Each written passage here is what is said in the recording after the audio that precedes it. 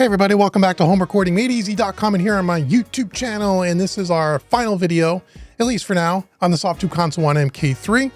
This is the likes and dislikes portion of this series. I do this for all the DAW controllers. I'm going to give you some of the things and tell you with my limited experience what I really like about this thing, some of the things I think that could be improved, and overall just give you a recommendation. Who is this for? Should you go out and buy this thing, whether you've never owned one before or whether you have the original MK2?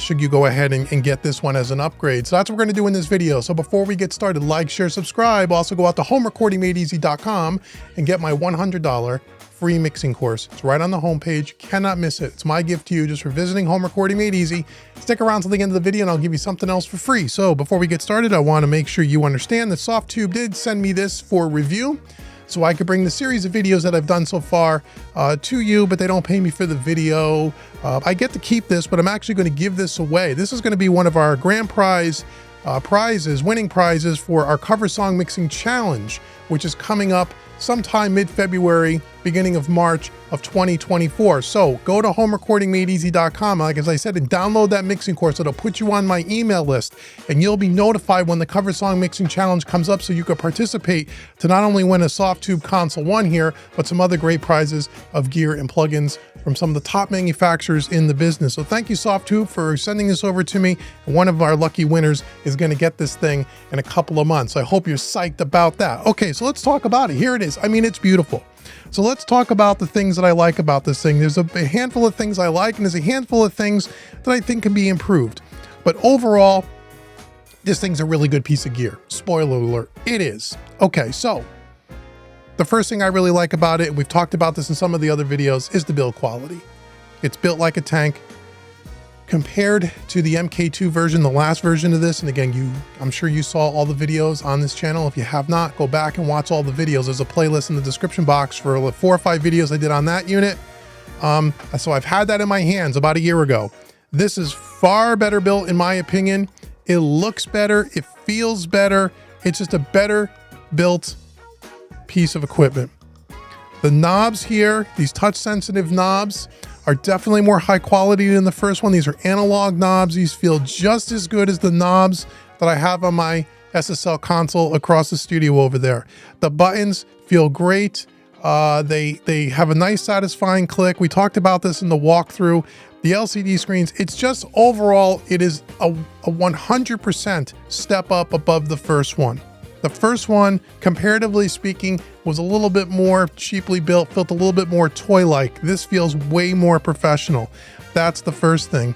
The second thing I really like about it's hard to see on this camera view, but we did it in the unboxing video, is the sleek design. It is a lot thinner than the first one. It has just a better design to it overall.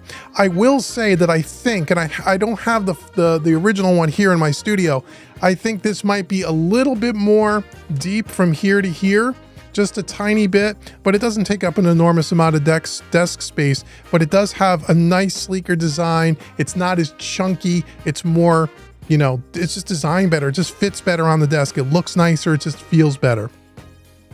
The other thing that I love about it is the DAW control, meaning that what you do on the hardware, and you can see in Studio One, like as I select channels, the DAW follows. Everything works really well. Softube's always done a really good job with this.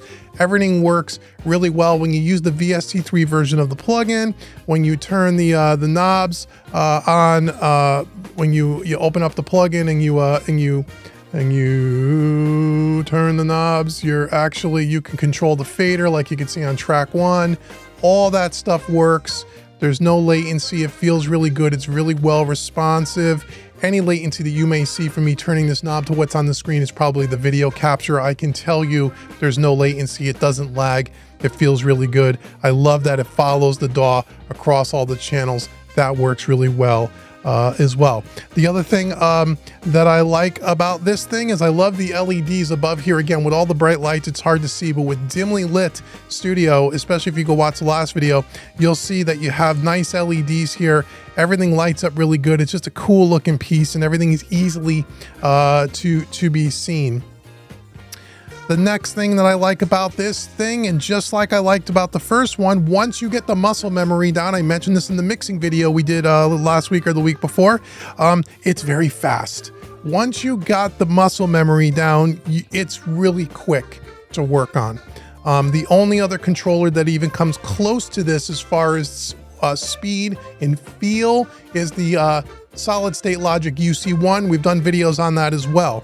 But the difference is between that product and this product, this one you can control more plugins with than the UC1. The UC1 is just specific to the 3-channel strips and the bus compressor, at least for now. So this has a little bit more flexibility as far as that goes. But the speed in which you can mix on both those products is the same. This feels like that, and this has that same high quality feel. So it's fast. It is fast. Even though in the last video I did, that was the first time I ever mixed on it, and I did it right on camera. And there was in the beginning, the first few tracks, I was limping along, and I said in that video, once you get the muscle memory down and you know where to go, this thing is really, really quick.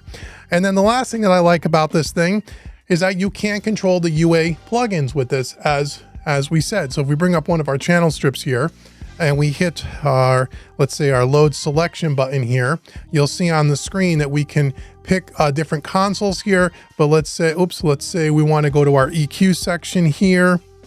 And if we hold I think you hold this down right there, and then you can scroll down to say equalizer, hit OK. And now any universal audio plugins that I have, you can control with this. So if I want to put my Pultec here on my EQ, and then I hit OK, and now you'll see the EQ kicks in to the Pultec settings, or the Pultec frequencies and whatnot. So you have like a low frequency, could turn it on first, that would be helpful, right? Oh no, there's no cue, right? You have your low frequency boost, low frequency attenuation, high frequency boost. You don't see it in the graphic display, but all the parameters for the universal audio Pultec are there, and you can see it right at the bottom of the plugin here. If I put my cursor down here, you'll see it says UAD Pultec EQ P1A.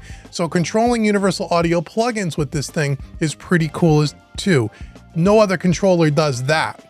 Okay, so that is the things that I really like. Those are the main portions of what I really like about it. Okay, you really can get yourself off the mouse almost the entire time. Yeah, pretty much. You don't even have to touch the mouse. Once you got one plugin window open and you just switch from track to track and the plugin switch along with it, again, once you have your muscle memory down, you know where to go. There's no touching mouse and keyboard. Set a loop in your DAW and just rock and roll, hit play and just go. That's what I like about it. Okay, now, like with all these things, there's some things that Uncle Dave doesn't like about this thing. Or I wouldn't say doesn't like. Needs to be improved, I feel. They're not showstoppers, but these are just, you know, we got to be fair and balanced here. I mean, Softube did give me this thing, so I can give it away. But I'm going to be honest about it and tell you the things that I think could be improved, because hey, look, we have to do that. Maybe Softube will watch this video at one point and they'll maybe incorporate this into the MK4. So anyway, the first thing that I hate, and this was the thing on the first one, is that you have to, in order to get this at the right angle, you have to prop foam underneath it. You can't see it here, but I'll take it out. Here it is. Here's the foam that I have to prop up underneath the front of this thing so I get it at the right angle. When it's not like that and it's down flat like this, it looks better on camera. And you can work on it, it's not bad, but it's almost impossible to see the writing. And I guess, again, once you get the muscle memory down, it's not bad, but then you gotta kind of reach over. I don't like that. I like that I could prop this up with a little piece of foam here, which is what I did, which is all you really need to do. And then there you go. They ought to take a cue from the universal audio solid state logic, like the UF8, the UC1, where they have the legs that screw into the bottom that are adjustable in like 4 or 5 different positions, so you can have a customized angle. They ought to take the cue from solid state logic. That's the first thing I don't like. The second thing that I don't like, that I wish they did a little bit better, these LCD screens are a cool addition. They're too small, in my opinion. Now, there's not a lot of real estate on here. Well, you know what? There is a lot of real estate on here. And again, I don't know what's going on underneath here, but again, we see about, what, 2 inches worth of thickness of the bottom of this thing, dead space. That everything, it's laid out really well. Things are not too tight. Things are spread out nice so you can get your hands in there and you're not jammed up, which is nice. But I think they could have, I would have even like to see them make this. And again, I know they're trying to come in at a price point. I get it. If this thing was another couple of inches deeper, maybe, or if they could have maybe utilized the open space here a little bit, made this screen a little bit bigger, I think it would be good. I think part of the problem with this thing is that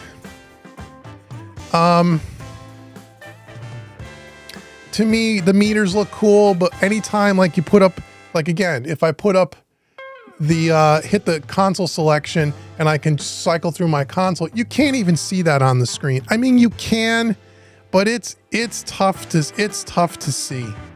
It is. It's tough to see. And regardless of the, if I get it up on a bigger angle, see, this is one of the reasons why you need a bigger angle. If you have this thing flat, if I take the foam out, you can't even read the screen. It's completely useless. You got to look at your DAW, at your computer screen, which is okay. If this thing was propped up like this, like really propped up like that, I know you can't see it well on camera, but for me, that's actually a better angle than what I had before. Now I can see the screen and I can just look at it and I can just do that here and it's not as bad, although I wish the screen was a little bigger. So at the very least, you got to give us a way to prop this thing up to get it at the right angle so the screens are more usable. And then you could have made a bigger screen. Could have made a bigger screen. I think the screen is cool.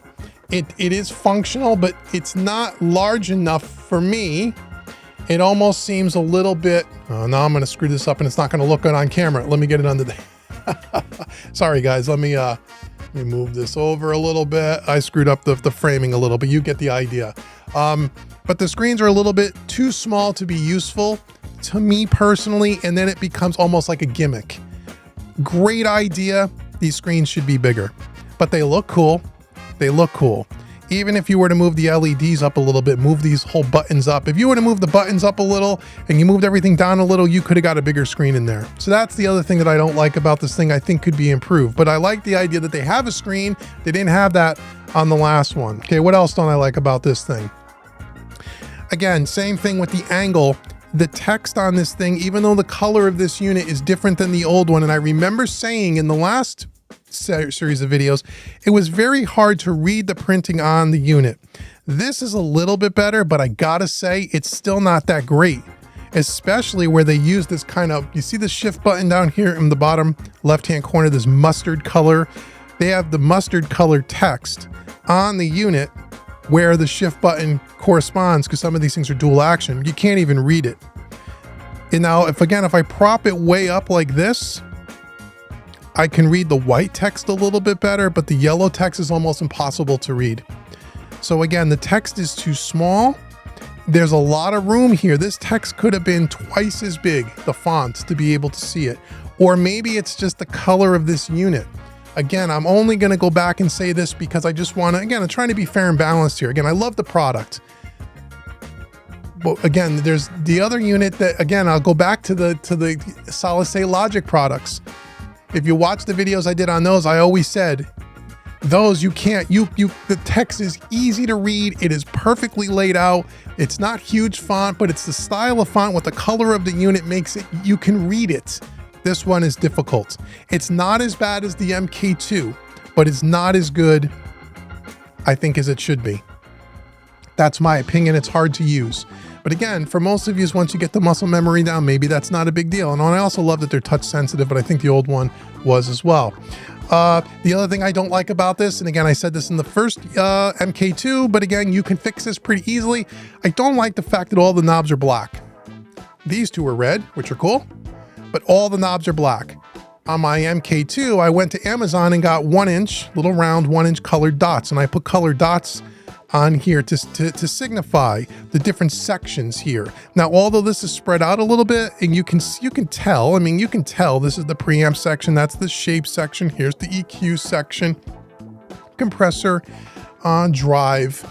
But when you're working fast, it'd be good to have everything on here is black buttons, black, except for the two maroon knobs here, which is cool.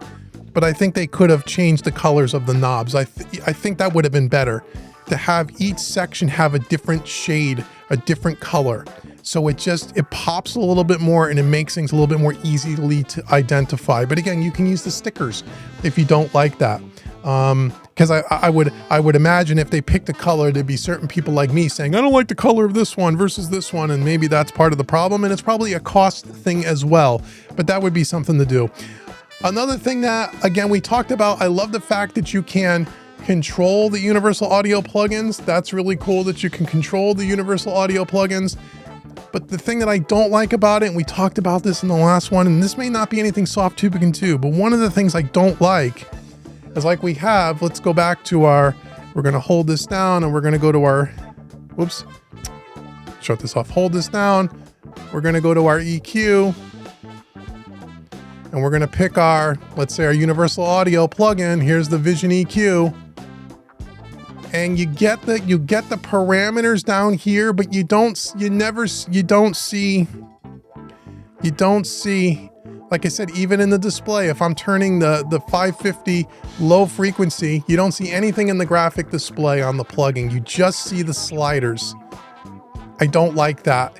I really wish, and again, maybe Softube is not, it's probably not something they can do. What would have been really cool is when you loaded up a universal audio plugin, that GUI popped up on the screen, and when you move these knobs, the knobs moved on the GUI. That would be cool. Now again, I know what people are going to say. You're supposed to be using your ears, not your eyes, and looking at the GUI. But I'm telling you, 95% of you, when you have this plugin open and you're using this, you're looking at the screen. I just think it would have been a nice touch. Or at the very least, on this EQ, as I'm turning these EQ parameters, nothing even changes in the graphic display up here in this part of the plugin. This is only for the Softube stuff. So I don't like that. I think it's not, I don't like that. Maybe there's nothing they can do. It's great that you can control the plugin, but I want to be able to see the plugin on the screen. That's just me. That's one of the things I think if that ever could be done, that would be great. It probably can't be done because I said that in the first video and Softube probably would have looked into it. I'm sure someone else other than me has said that, and there must be a reason why, but just be aware, if you aren't already, you won't see the universal audio plugin. You're just going to see the parameters and that's it. You're not going to see any graphical representation of it. And then the last thing, again, it's a little bit better than the first one. It's a little bit better than the first one. Oh, the other thing I like about this thing too, I forgot, you have two, you can bounce back and forth between two equalizers. You can bounce back and forth between two tiles of compressors. I don't know if you could have done that on the first one. I don't remember. And but in the EQ and the compressors, you can have an A and a B. We talked about that in the last video, but just so you know, I like that. That's a like. The last thing I'll say, the thing that I don't like that I wish can be improved, and again, we talked about this in the last one for the MK2. This plugin GUI is okay. It looks really dated. It doesn't look much different than the first one. I know it's a little different. And again, maybe because of all the different varieties of channel strips and plugins you can control, there's only a certain thing that they can do. But when I look at this GUI, I don't know. Again, it just seems like it's extremely dated. It just doesn't, I just think, I don't know. I don't like the way it looks. I'm just going to be straight. I don't like the way it looks. I know that's not the main function. I get it. I wish there was a way. It just looks like a stock old plugin from a stock DAW. The design of this could be a little bit better, I think. Now, again, I love that you have the colors along the bottom. So when you're switching channels, you can see the colors along the bottom. You have the different modes. I like that, but I don't know. It just, again, it reminds me of a plugin from the 90s, and it just doesn't have, and again, I know that's being silly and stupid, but if I had to say, if I could improve this, I would try to improve the look of this a little bit better. I don't know, even if you, again, even if you had, even if you just had like, the shape section wasn't, was a different color. It's not everything's like, not everything is stocked as old, ugly blue and white. Even if the text was yellow, I don't know, dress it up, make it look a little nicer so it looks a little bit easier to find things, a little easier on the eyes, I think. I think they could have done a better job because no matter what channel strip you load up, it's the same thing. Nothing changes. Like even if I go to the American Class A, it changes to this, kind of brown, which is, cool.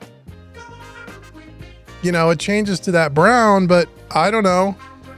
It just, you know, I guess if we hold this down, and because every channel can have its own different console, so that's kind of cool if I change that.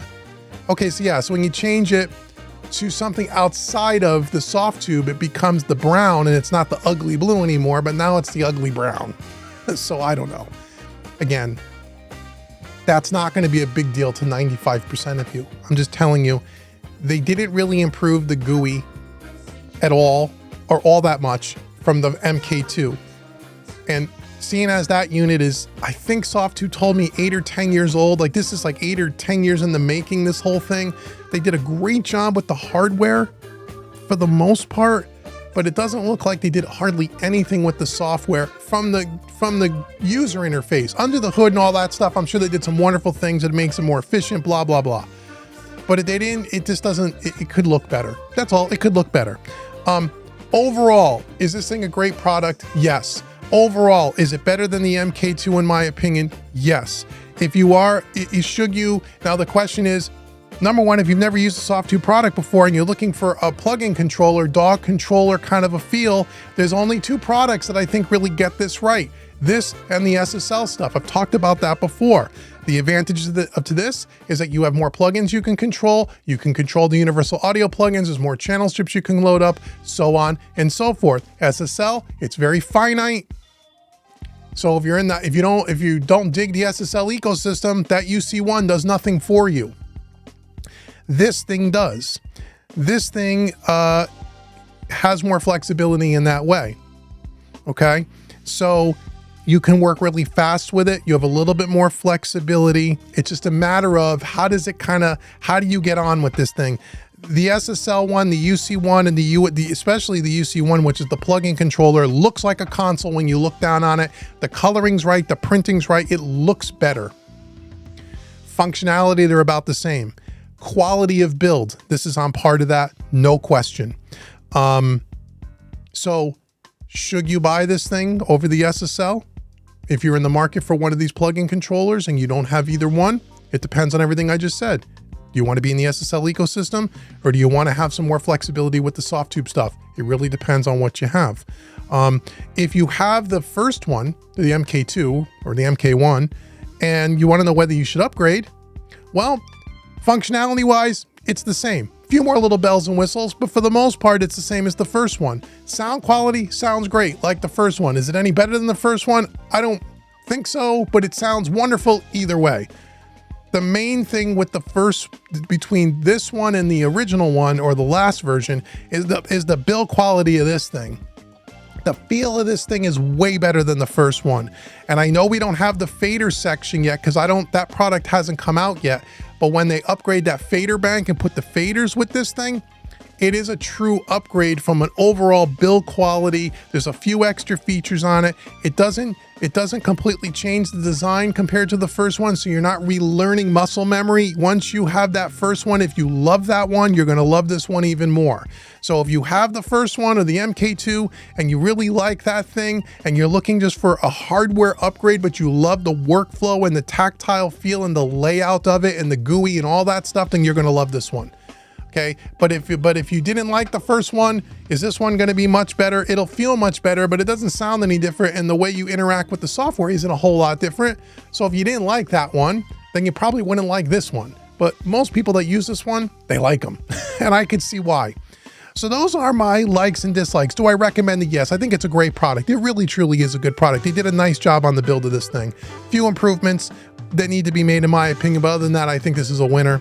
So again, I want to thank you so much to Softube for sending it over, and again, this will be given away to one of our lucky winners in the next few months. So thanks so much for watching this video and watching this series. If you want me to do some more stuff with this thing before I give it away, let me know in the comments below. We can go through and do some more demonstration stuff. If you'd like to see it, let me know. And if you have this Softube Console 1 MK3, let me know what you like about it and how long you've been working with it. I'd be interested to know. So make sure you like, share, subscribe. Make sure you go to homerecordingmadeeasy.com, get that free mixing course, and get on the email list so you know when we're about to give this thing away as part of the cover song mixing challenge that you can participate in.